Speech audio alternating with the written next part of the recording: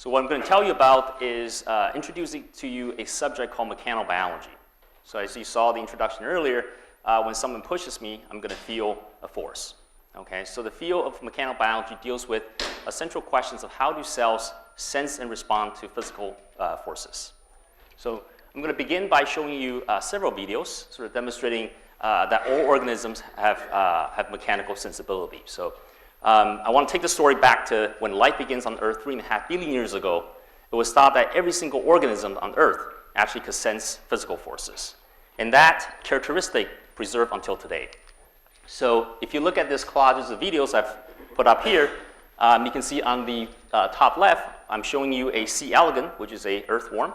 It moves to the right, and there's a probe that touches the head of C. elegans and quickly reverses its direction. Okay? And on the top right, you're looking at, if you go to a beach, you can touch a sea anemone, and it's going to contract and give you a spurt of water. On the bottom left, you have the mimosa plants, which is a native plant from Brazil, and it also has this mechano response, where when you touch it, the leaves close up. Finally, on the right, probably many of you have seen this video, if you touch a Venus flytrap, this is used to capture insect for the plant, again, it closes up. Okay, so all the organisms, if you sort of survey around the nature, you'll find that they actually can sense and respond to physical forces. Okay, now I want to take you to a different spectrum of human and how cell mechanics is important in health and disease. Okay, this is not a picture of me. I happen to broke all 4 limbs, but not at the same time. But I have experienced this before, where after removing a cast, I would see my leg, shrunk by half of the mass before. And this is, partly due to the fact that muscle cells require mechanical stimuli to grow. And I'm not going to point out here, but you can see very clearly that the leg on the right, after removing a cast, is dramatically smaller than the leg on the left. And this is, cell mechanics play roles in diseases, and this is a cardiac hypertrophy, and this is characterized by a thickening of heart wall, so that the ventricle is smaller, so it's harder to pump blood. And this is obviously there's a force response by the cells to actually pump blood, so this is a cell mechanics problem. In an asthma attack, the same thing happens. So your airway muscle cells actually contracts really strongly, and this is a way to reduce the size of the airway, and you get asthmatic attack because of that. So it's a balance of forces between the airway smooth muscle cells and the cells that surround the tissue. Okay? And finally, you guys are sitting here listening to me talking. At this moment, your hair cells are being stimulated by pressure waves. So this is in normal physiology. You can see on the left-hand side of the bottom right figure, you're seeing an electron micrograph of these hair cells. These are cells that have projections that stick out. And they're being stimulated by pressure waves, so they can bend in a certain direction and activating a signal transduction pathway to trigger sensory responses. Okay? So mechanical stimuli is critical in human health and diseases. Okay. So and I wanted to talk a little bit more about humans and just give you a sense of the complexity of our body. Okay. So I want to start out by saying that each of you have about 37 trillion cells in your body. This is a large number. Okay. To put this in perspective, the U.S. national debt is about 18 trillions. So we actually have more cells in our body, well, double the U.S. national debt, right? So if we can sell our body for $1 each cell, this is actually going to pay off the debt, remarkably. And within our body, obviously, your brain is very important. So our brain has about 100 billion neurons. Okay, it's firing constantly, and 100 billion neurons. Again, to put it in perspective, pull out a number. In the galaxy, in the Milky Way specifically, there are about 200 to 400 billion stars.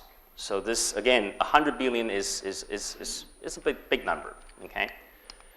However, when you think about, we have this number of cells in our body and 100 billion neurons in our brain, but we are only made up of 200 cell types. And this is a really remarkable fact that each of you, and including myself, we only have 200 cell types that consist in our body. Okay, so there's, level of complexity brings down dramatically from that, large number from the total number of cells. Okay, and now I want to tell you a little bit more about a size of a cell, sort of the scale of a cell, right? So a cell in our body is about 10 to 20 microns in size, okay? So 10 to 20 micron, my hair is about 100 micron in thickness, so 10 micron would be about 1/10 of that size, okay? So again, the single cell is pretty small, all right? And for us, in humans, we have our genetic code coded in DNA. Each of us will have about 3 billion base pairs of DNA. Okay, so DNA consists of nucleotides, so the sequence is about 3 billion. So essentially, the cells will translate that code into each of the cells in our body to make up the cells here. So the final number I wanted to bring up here is that out of this 3 billion DNA in our genetic code, there's only 20,000 proteins. Okay, so the 20,000 proteins, can work in the cells. Not all the proteins are expressed at the same time. Only a subset of that protein is in one cell. So you get 200 cell types, but each cell type may express a certain set of that protein. Okay, so this will be important for sort of later set of talk. Okay, so these are some numbers I want to present to you to give you a sense of the complexity of human bodies. Okay. So the central question that mechanobiology seeks to address, again, is how does mechanical environment influence cellular processes, okay? And one of the other questions that I want to talk about here in this lecture is how do mechanical properties of cell differ? So this will come in the second part of the talk. But you'll see that the 3 parts would all kind of work together to answer some of these questions, all right? So to begin the first part of the talk, I want to introduce you to a video. So the first part of the talk would try to answer the question, how do single cells move? Okay, each of the cells in our body would have to move to certain positions within your body because it has to carry out a certain function or task. And this is a video, this is perhaps the most iconic video in cell biology. And what you're looking at here, I'm going to play the video in a second. What you're looking at here on in the middle, our central player here is a human neutrophil. So a neutrophil is a white blood cell, okay? Surrounding around this neutrophil is red blood cells, so these little spherical bag right here. And you might notice there's a little black eye here, and this is actually a bacterium. So what you're about to see is that this neutrophil has a very specific task in our body, that is to chase the bacterium and eat it, okay? And this is what happens in our body, if you have a bacterial infection. And I want to point out that this movie was taken in the 1950s by a professor in Vanderbilt University, David Rogers, and it's just a remarkable movie that's been played a lot since then. So take a look at this movie. So you might actually observe quite a few things already, that this neutrophil is very persistent. It knows exactly where the bacterium is, and it's pushing aside the red blood cells, and it takes a turn, it takes another turn, and squeezes more cells, and in the end, it just eats it, right? This is essentially the bagel for neutrophil, and it's having breakfast. So, and once it's finished eating, it sits there. It starts to have this random migration, so random movement. You might notice that at the very beginning, there's a very directed motility, or a very directional migration of the cell, that the cells is moving, there's a target. It doesn't even see the other bacterium. It sees this one, and it kind of just homes on this bacterium and just goes after it, okay? This is an absolutely remarkable behavior. And this process is called chemotaxis, so moving towards a high concentration chemical. There's a lot of things known about this now, and I want to just point out a few facts and observations, that this neutrophil, as you watch the movie, the neutrophil is pushing out these red blood cells around it. And what happens is that the bacterium actually secretes a little chemical. And this chemical is being sensed by the white blood cell, by the neutrophils. And the neutrophil sees this chemical and knows, I'm going to move towards that source. So there's a gradient of that chemical, and the bacteria moves toward that. Okay? And obviously, the neutrophils move very persistently towards this source. Okay? So the question that I want to discuss with you guys is how does that cell move? How does the cell actually move? This is a very, really fundamental question, a biophysics question. So I want to take you back to about 60 years ago to look at the work that's done by Michael Abercrombie. So he's one of the first few people to sort of image or study cell migration, and he's a professor in University College London. And he had described this in several papers in the 50s and 60s. So this is one excerpt from the 60s. I'm going to read this out to you guys, and I want to point out something as I later on. So he began his abstract by saying, the purpose of this paper is firstly to attempt to state a coherent framework of hypothesis about stimulus response mechanism controlling the locomotory orientation of one kind of vertebrate cells, the fibroblasts. 5 propositions will be put forward. They cannot be considered well verified, but at least they seem to be hypotheses in immediate need of investigation. The derivation from these propositions of an account of the movements and patterns of the whole population of fibroblasts will then be briefly considered. And finally, some other cell types will be discussed. Okay, so this is something he wrote back in the 60s. And he then go on to talk about these 5 hypotheses. And he said, and I'm going to read out the underlined sentence. It says the assumption is that the Rm, which I'll define in a second, moves forward on the substrate by some sort of multiple localized series of contractions and expansions correlated with adhesions and de-adhesions. Okay? And this Rm refers to this ruffle membrane. Okay, so a membrane that ruffles. And the key words here are the series of contraction and expansion that are coordinated with adhesion and de-adhesion. So back in the 60s, Microfluidic already observed the way that cells move is by contractions and protrusions and detachment. So these series of events actually will characterize how the cells move. So it almost seems like if I were to walk, I would walk by taking my front leg up, sticking down, taking my left leg up, and then taking the next steps. So the cells is actually doing the same thing. It uses a cycle of steps to ensure its movement going forward. Okay? So bring this up because this model, this concept, this hypothesis has not changed since the 60s and 50s. Okay? If you open a textbook, a cell biology textbook, to look at how does a cell move, you're going to find cartoons that describe this migration cycle, which is identical to what Microfluidic proposed 50, 60 years ago. So I'm going to walk you through this general concept. So the way cells move is by first extending something called a protrusion at the leading edge. So this little thing that pokes out is called protrusion. And something that's going to be really critical for this lecture is this actin network, and I'll come back to this numerous times. So there's this red crisscross structure that's known as the actin network that is actually really critical for cell migration. So here you see the underlying substrate. So this is a surface that the cells crawl on. And you have this regions of actin network forming a protrusion. So that's the very first step. And the second step is adhesion at the leading edge. So once you stick out something, you're going to have to land and stick yourself down. So just like if I lift my leg up, I'm going to have to plant my foot down in order to take a step, okay, or take my foot out from the back. So you form a new adhesion at the leading edge, and you form this new actin.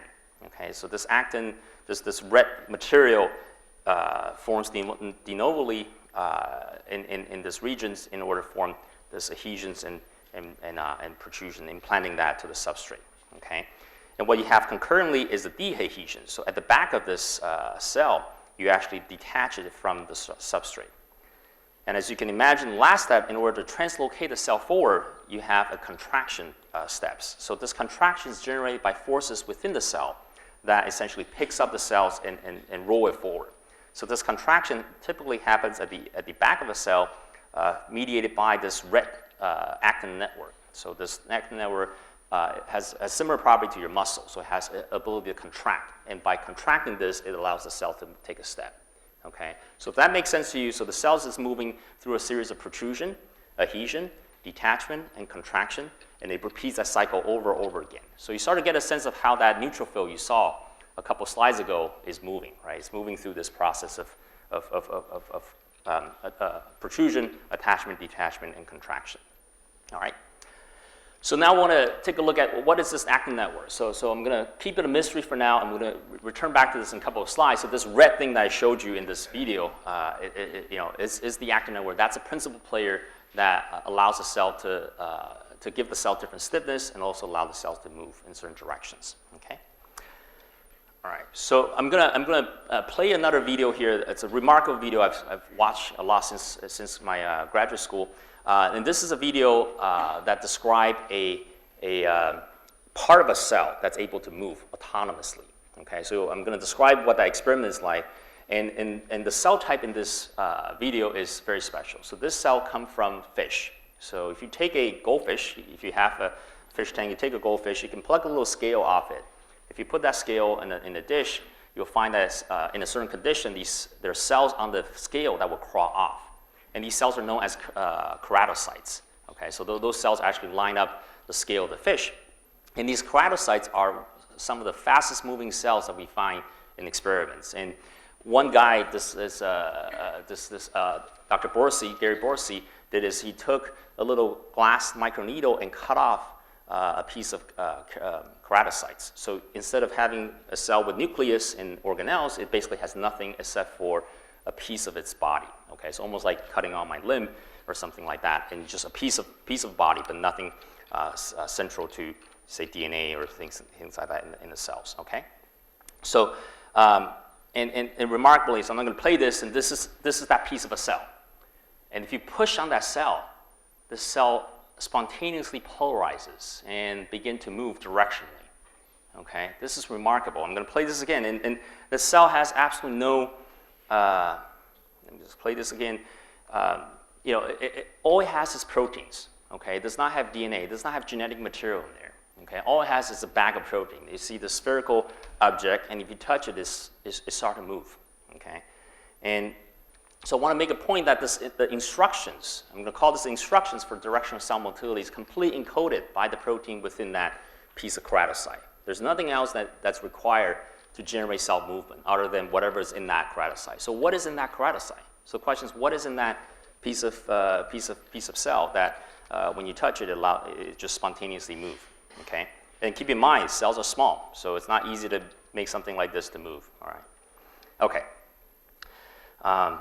All right, so now I'm going to bring you back and start talking about this actin cell skeleton, this actin network, and this is a fluorescence micrograph.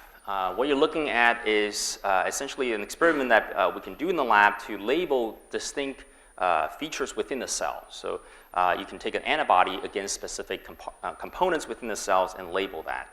And what you're looking at here is the labeling of nucleus in blue, okay? And you can see the actin filaments, the actin network I described earlier. They're called actin filaments to make up this network. They're in red. And you can also see another type of cell skeleton polymer called microtubules. Those are in green. Okay, I want to point out something here right away, that a cell is bounded by a membrane. So a cell will not be a cell if it doesn't have a membrane. Okay, if you take out the membrane, this is not going to be a cell, right? So a cell has to be compartmentalized to contain the protein within it, and this will be important later on.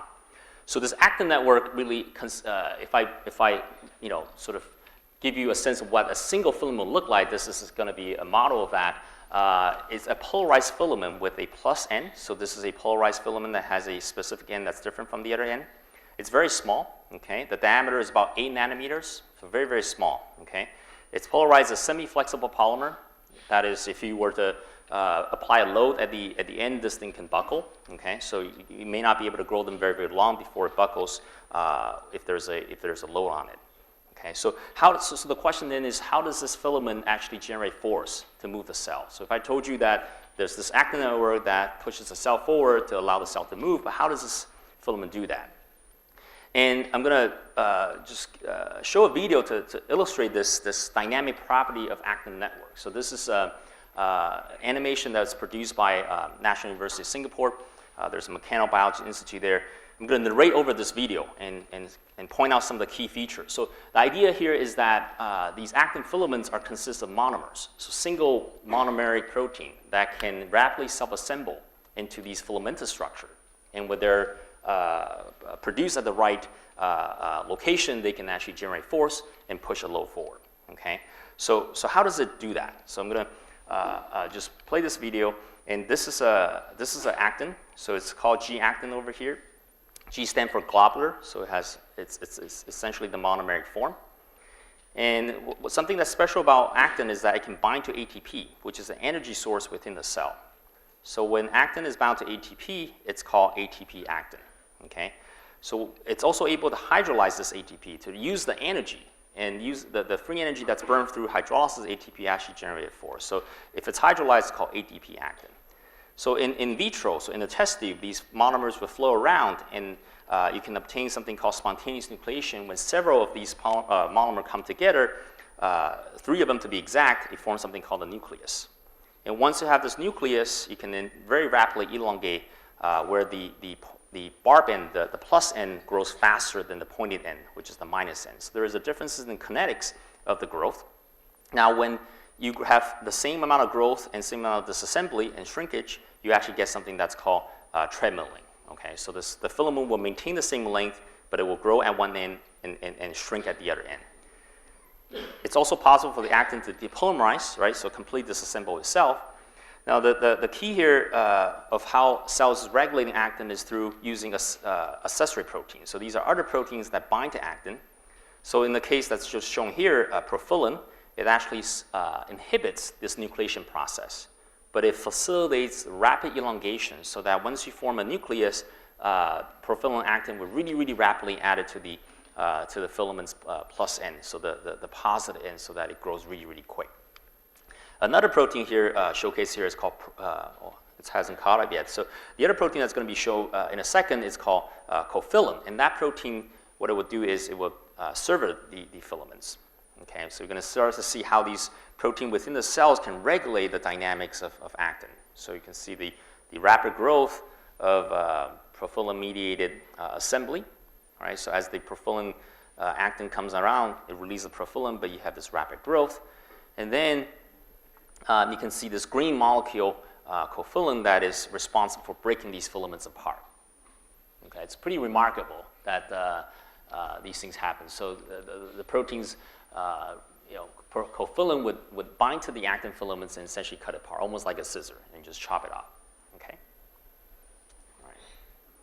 So now you can get the whole sense of the video. All right. Okay. So now we're going to be able to appreciate this better with this quick picture showing how the cells actually move.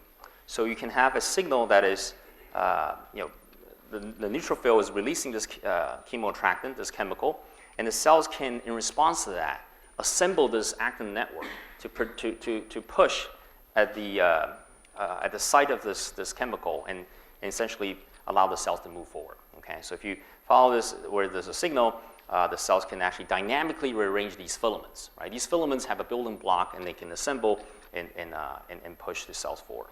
Okay, so I want to show you a couple things of how this how actin generate forces, and these are actually really fun videos to look at. So the actin network can generate such large forces that it can actually propel a bacterium. Okay, so it can certainly move a cell, but it's been hijacked by a bacterium.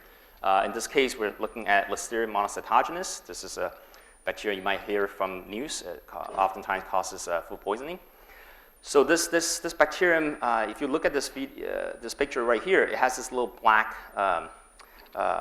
material behind it. This is actually actin network. So the cell is actually using the actin machinery within the host cells for its own migration, for its own movement. Okay, so you're going to see how, and this is a very highly infected cell. So there's a lot of these bacterium in there, and it's basically moving about within the cell, and it's using the cell's own material. Right, this actin filaments and actin network assembling these what's known as the actin common tail to drive the motility. Okay, and this type of behavior can be recapitulated using. I should point out that the filaments, each filaments produce about 5 piconewton force, so a pretty small number. I'll come back to this in a couple of slides, and just want to get in your head that the force that we're dealing with here is pretty small. Okay.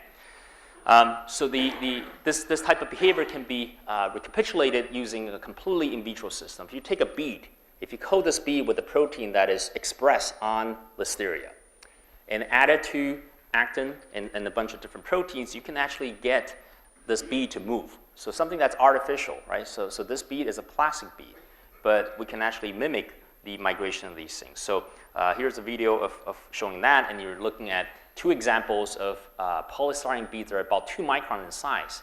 but they generate this tail at the end that is actually driving the motility of these micron-sized beads. Okay, it's pretty amazing. All right, so I'm going to close out this first section of the talk by bringing up a paradigm of how. So now we're ready to look at this actin polymerization driving cell motility again in a slightly different way. And I think this is going to be really interesting and we'll be able to tie into the second part of the talk. So I told you that the cell is about 10 microns. So I'll walk you through the logic here. So a cell is about 10 micron in diameter, okay? And I haven't told you this before, but the cells have a lot of actin, right? In order to drive the migration of the cell uses has about 1 billion molecules of actin, and that's about half a millimolar, 500 micromolar, okay? And actin is used to assemble at the leading edge at about 10 to the 6 per second. So about 1 million molecules are assembled at the leading edge every second. And there's a lifetime of this actin network. So because we look at this hydrolysis cycle, so there's a certain lifetime of the actin before it gets degraded, right? So this takes on order about 30 seconds or so. The length of the filaments is about 10 centimeter per cell. So if you add up all the filaments together, it's about 10 centimeter. And the speed of a cell is about 0.3 micron per second, which roughly equal to a cell diameter per minute. So the cell is moving itself 1 cell diameter every minute, which if you translate all this stuff, essentially means that the cell is actually rebuilding its own actin network every minute, okay, for it to move forward by its cell diameter, okay? So if I put all these numbers up here, which you can see, just simply transfer those numbers up here, I'm going to actually draw an analogy to the macro world. Okay, so humans, all right? So let's imagine for a minute that we're all, I'm short, that I'm about 1 meter tall, okay? So a human is about 1 meter tall. And if you follow the sort of the scale here, there will be, a number will be preserved. There will be about 1 billion of us, roughly the world population. So maybe some of you can see where I'm going with this. If you look at the next, next column here, we're looking at the length of our sort of dimension that we care about. So in the cell it's 10 micron, but because of the scale, I want to preserve it, it's 5 orders. So this would be 10 kilometers, right? So this is 5 orders of magnitude from 1 nanometer to 10 micron, which means that from 1 meter, we're looking at about 10 kilometer, okay? So the scale that we have is 10 kilometer for the size. So if you then think about area, simply just squaring the length, 10 kilometers, this would be 100 kilometers squared. So not very large. If anybody here have been to Hong Kong, this is about 10th of the size of Hong Kong. This is, and Hong Kong is not that big, right? So we're now thinking about putting 1 billion people in about 10th of the size of Hong Kong. All right, so start to feel crowded yet? Okay. Well, if you don't like that, you're gonna find this next one even more intriguing, right? So I just said the speed of the cell is it moves itself at about a diameter per minute. And if you translate that over, this would be 10 kilometers per minute, which is roughly 600 kilometers per hour, and that's about 50% speed of sound, okay? So now let's picture this again. You're 1 meter, there are about 1 billion of us, we're packing 10 to the size of Hong Kong, and we're moving. We're moving at half the speed of sound, okay? Now that gets really messed up. I mean, some of you, we can discuss we can discuss this after the talk, but this is the picture I want to paint, right? So, and then finally, obviously the length is really long, so this would be distance to moon, so if you add all this up to that distance. Now, can you really imagine us moving at half the speed of sound? And maybe just 2 of us would be difficult. Now, we're talking about 1 billion of us and also packing this 10th of the size of Hong Kong. So this is a pretty amazing thing that the cell's doing, is by taking these monomeric structures, assembling to filaments at a very, very precise way and delivering forces to the cell membrane to move the cell, okay? So I want you to appreciate how difficult this problem is for the cell to be able to move, and if you can appreciate this paradigm. So I'm showing this also for another reason. I'm showing this to set the scale of the thing. So obviously we can understand 1 meter, we can understand the kilometer, we can understand these length scale that we're familiar with, but when it comes down to molecular scale, these forces and these length scales are difficult to measure and difficult to determine. So I want to bring you to the second part of my talk, which is going to look at some of the work that my lab does to measure cell mechanics, cell mechanical properties. And if you look at the things that we use to measure weight, this is a low cell that can measure 50 tons this would be equivalent to 10 to 17 actin filaments. So you will not use this to measure the force that a filament makes, right? Similarly, you will not take a digital caliber to try to measure distance of a cell because it doesn't have enough resolution or accuracy to do that. So the point here is that as you can see, these forces that we deal with is very small. So molecular machines, molecular proteins and things like that actually do produce forces, but they're at a different scale than the ones that we're used to seeing. Okay, so they work at the scale of piconewtons and nanometers. So thermal energy is for roughly 4 piconewton nanometers. So this is the reason why these machines have been developed to work at this type of scale. Okay. So my lab is interested in measuring some of these properties, and I want to introduce you to a few biophysical tools that people have used for the last 20, 30 years to measure mechanical properties of cells. Here is atomic force microscopy. So basically taking a cantilever, you can indent a cell, right? And by measuring the displacement, the load that you do, you put on and the deflection of the cantilever, so you know the force there, you can actually compute stiffness of a cell through this technique. There's a technique called magnetic tweezer. You can take a magnetic bead, and with a pair of permanent magnet, you can actually produce a magnetic force, and you can use it to measure mechanical properties of the cell as well. Optical tweezer uses lasers. In this case, it's trapping 2 silica beads. So these beads are dielectric particles, and the laser can impart a gradient force and entraps the bead in the center of the laser beam. And here is grabbing onto a red blood cell. So again, by producing force, you can measure the mechanics of the cells that's trapped within the 2 silica beads. And finally, this is called pipette aspiration. This is perhaps the most classical technique. Is essentially taking a glass micropipette and suck onto a cell. So almost like taking a straw and suck on something, right? So if you apply negative pressure, you can suck onto a cell. And by knowing how much force you apply and determining how much the cell has been sucked in, you can determine the material properties. So I try to emphasize the common thing among all these techniques, these biophysical tools, is that you have to measure deformation, and you have to know how much force you apply. By knowing these 2 things, you can actually learn something about the mechanics of a cell. All right? So I'm going to tell you a very quick things that we do in the lab involving microfluidics, but I want to set the context here and by looking at a comparison of cancer cells versus normal cells. So cancer is obviously a very major disease, and it turns out that the way cancer kills is through metastasis, is through the ability for cancer cell to migrate from a primary site to a secondary site. And just to illustrate that, essentially the cancer had to be able to escape from the primary site, go into the blood, travel through the blood, get out of the blood vessel into another part of the body. Okay, so this is known as metastasis. And one can ask the question, is there a difference between the stiffness of a cell? So if you have a cancer cell, you have a normal cell, do those cells have different stiffnesses? That is, is one harder than the other? Okay, so that's a question that we can ask. I want to show you some data obtained from other labs.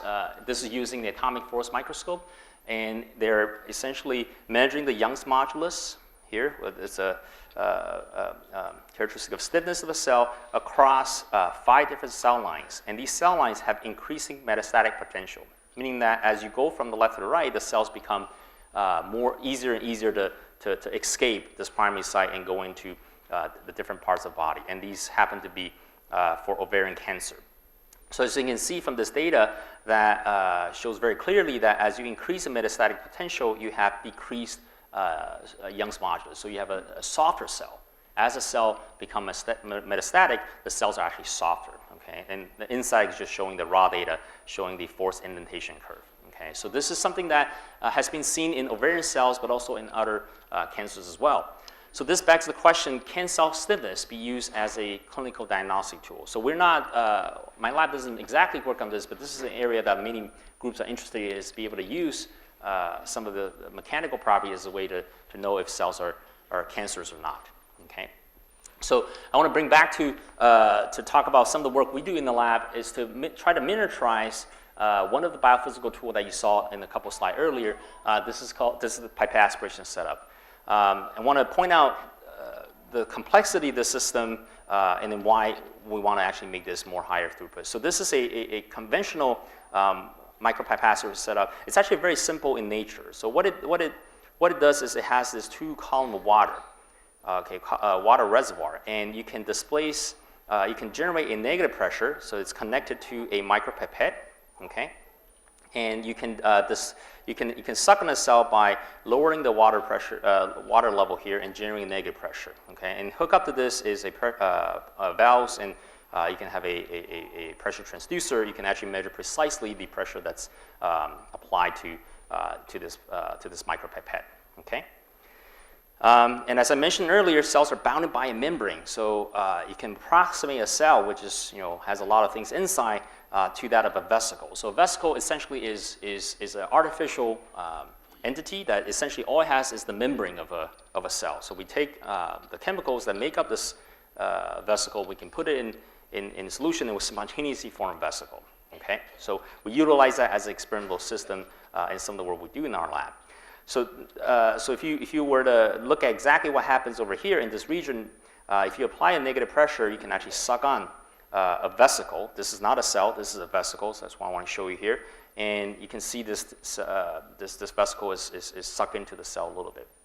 Okay, and the way this works is it uses hydrostatic pressure, right? So I'll show you 2 water column, and we can change the pressure by varying the water height, and this is exactly through hydrostatic pressure, which you know very well. Delta P is equal to rho GH. And we can compute the membrane tension, so by solving the Laplace law for the vesicle, so we can essentially relate the membrane tension, T of N, to the pressure difference, delta P, okay, at a specific conditions when the length of protrusion is approximately the radius of pipette. So this is a physical relationship we can calculate once we determine the pressure difference we apply and the size of the vesicles and the pipette, of course. If we apply a model of, if we assume that if we were aspirin on the cell and the cell is a linear elastic solid, then we can actually compute the Young's modulus. Again, it's related to the physical parameters you get, this LP over RP, as well as to the delta P, the pressure difference, and also a constant here that depends on the geometry of the pipette. The point here is that we can measure the membrane tension, we can measure the Young's modulus by measuring some of the deformation of this vesicle. As you can see, this system is a little bit complex. I mean, even though it's not the most difficult setup to bake. But what we want to do in my lab is to make it a little bit user-friendly. And the other thing that we want to do is to overcome the low throughputness. So if you were to do this technique, you can only measure 1 cell at a time. Okay? And 1 cell is 1 cell. But and in order to measure multiple cells at the same time, this is very difficult. And it's not something that it can be implemented easily. So we wanted to actually combine this with microfluidics. I'm going to that's what I'm going to talk about next, to introduce a little bit of concept that goes behind this device I'm going to describe to you. And first of all, I want to just point out that most of the flow in nature are turbulent. Okay, when you had coffee this morning, you perhaps put a little bit of milk, or I guess if you put milk in there, you stir, right? This milk would be mixed pretty well. And that's what we see in nature, that if you have a flow, say this is a stationary particle, you're going to have weight behind, you could have vortexes, but the streamline basically goes around the particle. And if you have flow in a pipe, this is going to be a turbulent trajectory, so these trajectories are not deterministic, you cannot predict them well, and essentially you don't know how things are going to mix. And this is typically characterized by something called the Reynolds number, which is a dimensionless number. And this is a high Reynolds number regime. So I'm going to talk a little bit more about this in a minute. I'm just going to point that out first. So as opposed to the turbulent flow, we have something called the laminar flow, which happens in microfluidics. Okay, so you can see right away that this is very different, right? So the streamlines are flowing around the particle, and they're completely symmetrical. Okay, so and if you look at the right-hand side, the streamlines are parallel to the wall of the channel. So this is called laminar flow, and you can see the Reynolds number are much smaller. Okay, so I'm going to demonstrate this concept in the demo over here. If we can switch over to the side here, let me see. Okay, so this might be a demo that many of you have seen before. So what I'm going to do is there is a jar of fluid, Okay, I'm gonna keep it secret for now. It's a fluid. Okay, let's just say it's a fluid, but many of you probably can already guess what we're going to do. So what I have is a concentrated dye. I'm going to inject this dye into this fluid, and then I'm going to turn. So if this was coffee, which it isn't, and if I put milk, you know what's going to happen, right? If I mix, this is going to go well mixed. But let me see if I can do this right. I'm inserting this about halfway. I'm going to try to do this with one hand. Okay. How's it look on there? All right. Not too bad. Okay, so what you see up there is now a line of dye that I put in this liquid. I'm going to turn this 10 times, all right? So I'm going to turn it clockwise. 1, 2, 3, 4, 5, 6, 7, 8, 9, 10. And what I'm going to do is reverse the turn, okay? Again, 10 times. 1, 2, 3, 4, 5, 6, 7, 8, 9, 10. All right. Can I see some clap, please? No. All right, thank you. No, this actually worked. Okay. All right, so maybe some of you can guess what happened there. All right, so I say liquid, so maybe that gives you a little bit of a hint there. So this is not water.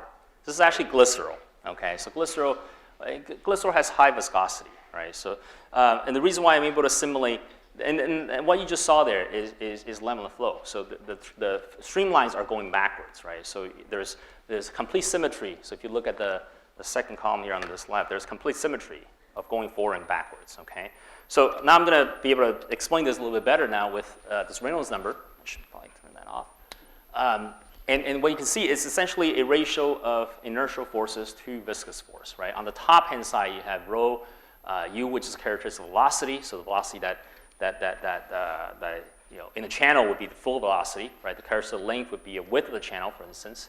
But you see, those numbers are hard to change in, obviously everyday life. But you see the fluid density on top, and then on the bottom, you have the fluid viscosity. So by increasing the viscosity, you can reduce the Reynolds number, right? So if the bottom is some large number, your Reynolds number goes low. So I was able to do this because the viscosity is much higher here. If you do this with a different solution or different liquid, it will not work, right? If you try to do this with your coffee, it certainly will not work, okay?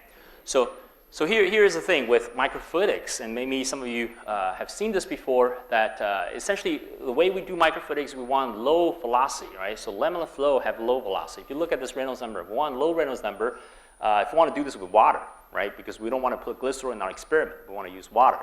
So in order to get low Reynolds number, we're going to have low velocity, and we're going to have small channels. And this is why, microfluidics come from, right? The word micro essentially implies that you have very, very small channel, okay?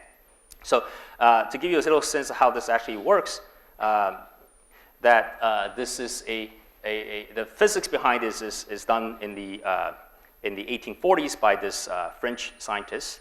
And back in the days, there are physicians, mathematicians. Also, he's a doctor, so he's basically wearing a lot of different hats.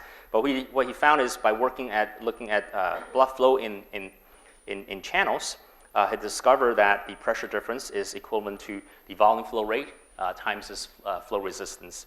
And this is completely analogous to the Ohm's law. In the Ohm's law, you have the voltage, the potential difference, right, is equivalent to your current and times your electrical resistance, right? So this is completely analogous in the fluidic resistance to that of the electrical resistance. Now the flow resistance here depends on three things: the radius of the pipe, the length of the pipe, and then also the viscosity of the fluid.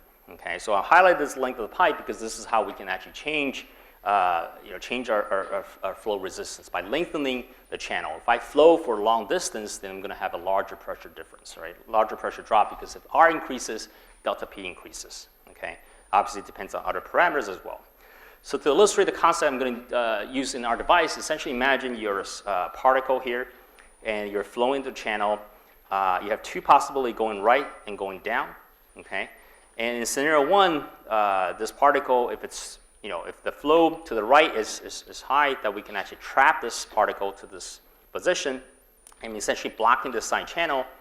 And then what I'm going to do is to look at the pressure difference across this point and this point, okay? So as I said, the pressure difference depends on the fluidic resistance, which depends on the length of pipe. So you can see already that there is a pressure drop from this point to this point because there is a length of channel that the fluid is going through. Now I want to compare with this scenario where you simply have a longer channel, right? So scenario 2 has a longer channel than scenario 1, and as you can imagine now, the idea is that this pressure difference in 2 is going to be greater than the pressure difference in scenario 1 across this particle. So essentially what we try to leverage, instead of using hydrostatic pressure, we're using this fluid resistance idea from pipes, for microfluidics to essentially generate this pressure difference, okay? So I'm going to just quickly tell you the device that we generated. This is a microfluidic device that has these trapping structures. So it's meandering channels that go up and down, up and down, up and down, and it goes into this, the cells can be trapped in this region, and then there's a little micropipette that can aspirate on the cell, okay? You can see that the cells are trapped in this picture, and what I've brought with me some of these devices. So these are microfluidic devices here. I'm going to pass out to the side of the room, and you can pass it back. Essentially, these are made of a material called PDMS. It's essentially a rubber, okay, silicone rubber, and it's transparent. In one of the devices, I put a dye in there, so you can sort of see what this looks like. And this is a slightly different device from the one that I'm showing here, but you get the sense how the scale of things, and if you can. If you have good eyes, you can probably see the channels, but they're very, very small. So I'll pass this around maybe here, and a flasher will help you see it. Okay, maybe I'll do it here. So if you just shine at an angle, you may be able to see it better. So, all right. Okay, so so we're going to have to go a little bit faster to wrap up this particular story. Is to show you that we've done some simulation to look at the flow around this particle. So this is one of the unit of this aspiration device, and the idea here is that the flow is still high. The flow velocity is still high in the main channel. If a cell is trapped over here, then you no longer have any flow, so you have very little shear stress. The shear stress comes from flow velocity. If you have very little flow in the cup, you have very little shear stress, so that's good to us, okay? And we've also simulated pressure drop across a cup, and as we expect, you have higher pressure here and lower pressure on the other side of the channel. So it is a meandering device. So basically the channel from here goes down and up, but you have repeating units of this trapping structure. So we can now parallelize the measurements we want to make. Okay. So the way we can now get the pressure difference is this, delta P is equal to QR, and we can now vary the pressure difference by simply just varying the flow rate, right? So the resistance is set by the length of the channels, and if we want to have additional tuning of the pressure difference, we can just vary the flow rate, and that can be done very easily. So let me just show you some very quick results here that you can see we have a normal cell on the top and a cancer cell on the bottom, and we can increase the pressure again by varying the flow rate. So at the low flow rate, you can see marked by the yellow arrow, the cell is being sucked in a little bit, and if you see with increasing pressure, the cell extends a little bit more into this pipette, and a higher pressure, the cancer cell actually extends much more than the normal cell. So that's consistent with what I told you earlier, that the cancer cells are softer. So if you've given the same pressure, the cancer cells are aspirated in there, okay? And that result is summarized on the graph on the right-hand side. This is plotting the Young's modulus, the stiffness, which we can calculate from the relationship I showed you earlier. The normal cell is stiffer, the cancer cell is softer. And we also did an additional experiment. Remember I told you about this actin network.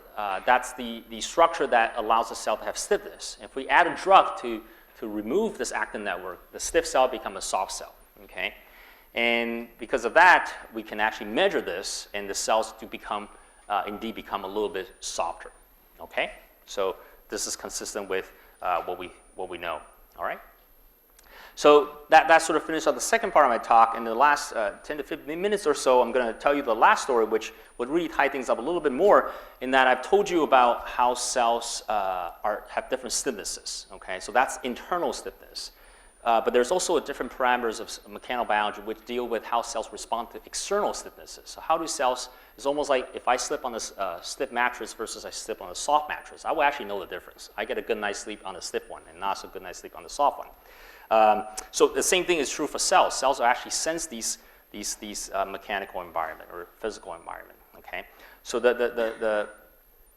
so I have not told you about how the cells would change its own behavior depending on the microenvironment, the physical aspect of the microenvironment. Okay, so I want to tell you some of the tools that's used in this area. Essentially, you can make gels that have different stiffnesses, and the concept is very, very straightforward. Okay. So you can have a monomer gel. This is called polyacrylamide. It's a polymer, right?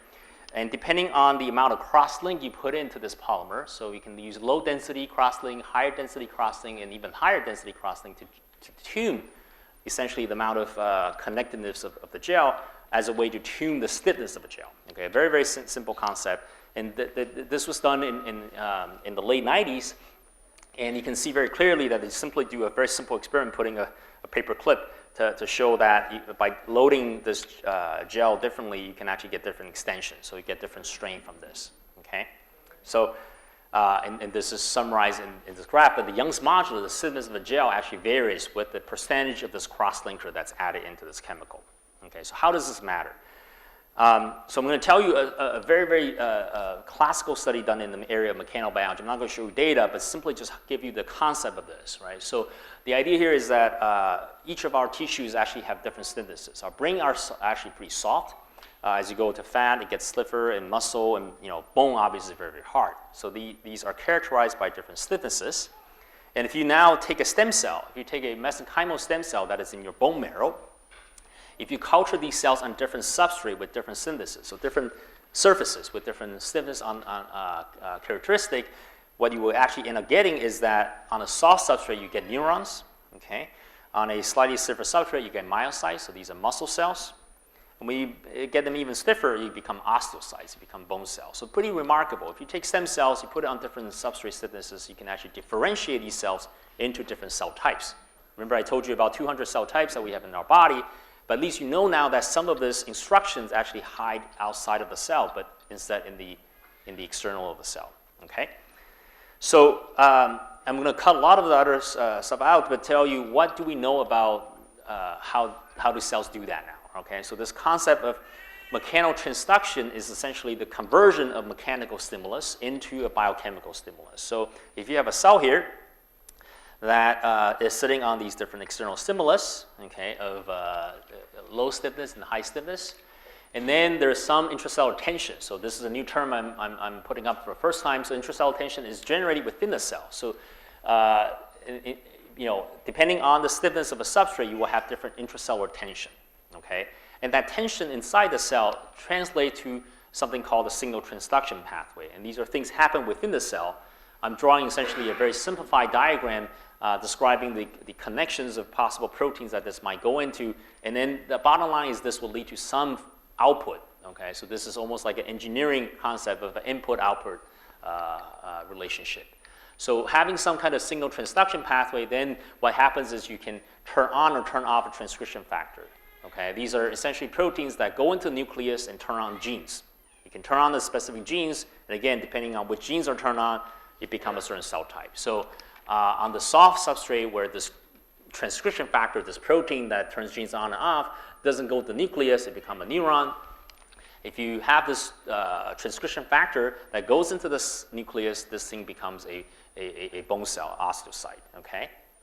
So this is a really big concept overall that's been worked out for many years.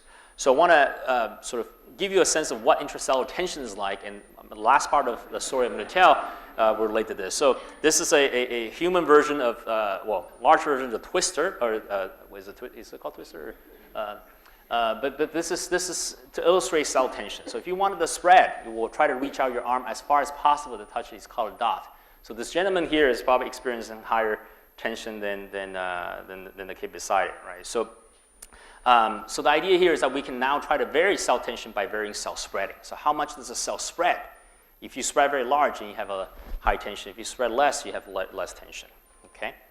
So, and the way we do this in our lab is to fabricate small pieces of island, just like how you see it, all right? You saw this little dot, so we're gonna actually try to make little tiny dots on a piece of glass so that the cells can sit on it. So we're using a technique called solid lithography and microcontent printing. And I won't go into detail of this procedure, but essentially what you're passing around, that device is made of the same material as this PDMS stem up here. And we can design any pattern that we like. We can put a molecule that would allow the cell to stick. So this is called the extracellular matrix in red. We can then stamp it. It's just like a physical stamp. We can stamp this thing on the glass, and you can see this red pattern. We can then passivate this by adding something the cells will not stick on in green, okay?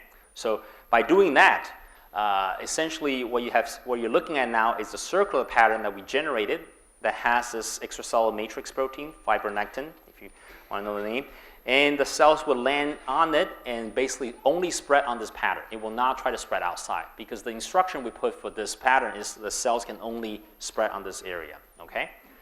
So if that makes sense, then you can start to see we can now play some fun games with the cells. We can now make cells different sizes. We're making cells small, we're making cells medium, we're making cells large, okay? And this the other staining, is to look at different structures within the cell, okay? So I've also told you about the signal transduction pathway. That's an integral part of translating that intracellular tension, okay, to the translocation of this transcription factor. And I want to introduce a process that we study a lot in my lab, which is called endocytosis. And this is a process that actually integrates very closely with this signal transduction that I talked about earlier. I won't go into much detail, but this is essentially, conceptually, this is how cells eat. So you and I eat through our mouth. The cells have to actually bring nutrient into the cells, and the cells does so by generating tiny spherical enclosed pits. This is called a clathrin-coated pit.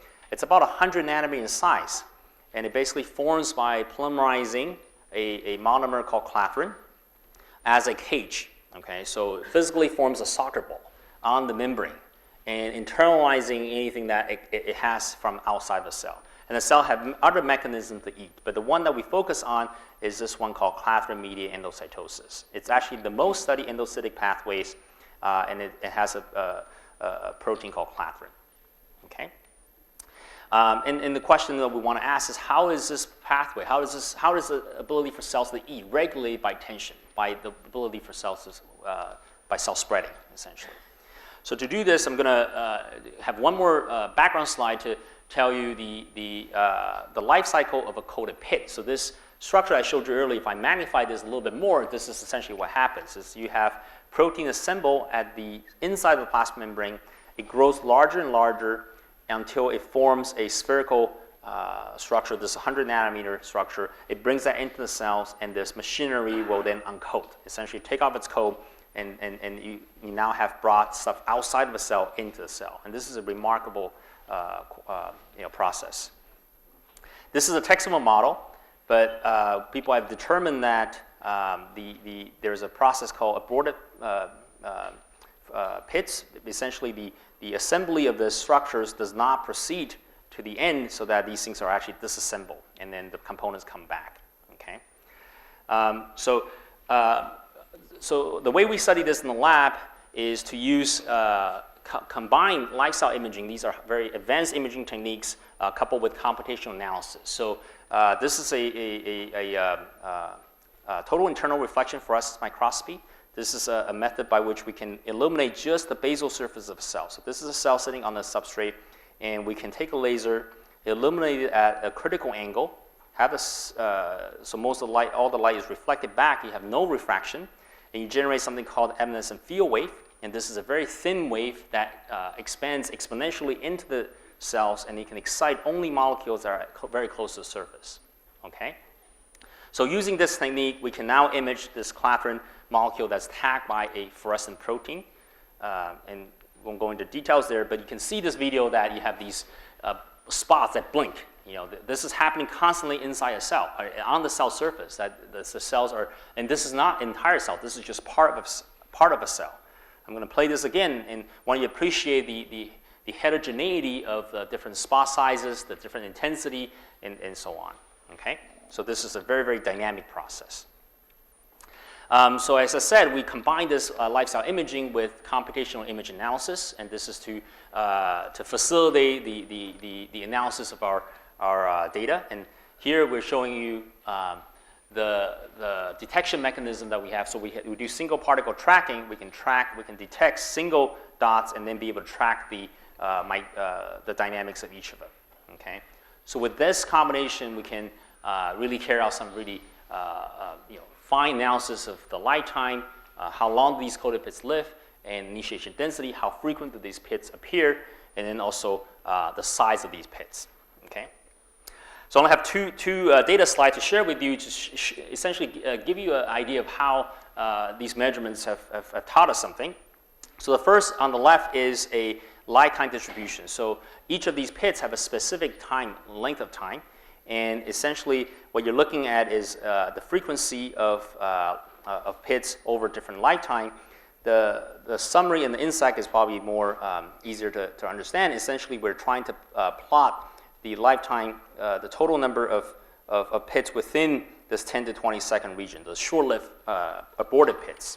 As you can see, as you increase in the size of spreading, you have more and more abortive structures. So this is going from small, medium, large. You see an increase in the number of short-lived pits. So tension or cell spreading essentially is regulating the time of which this thing is sitting on the membrane. So you have a lot more shorter pits.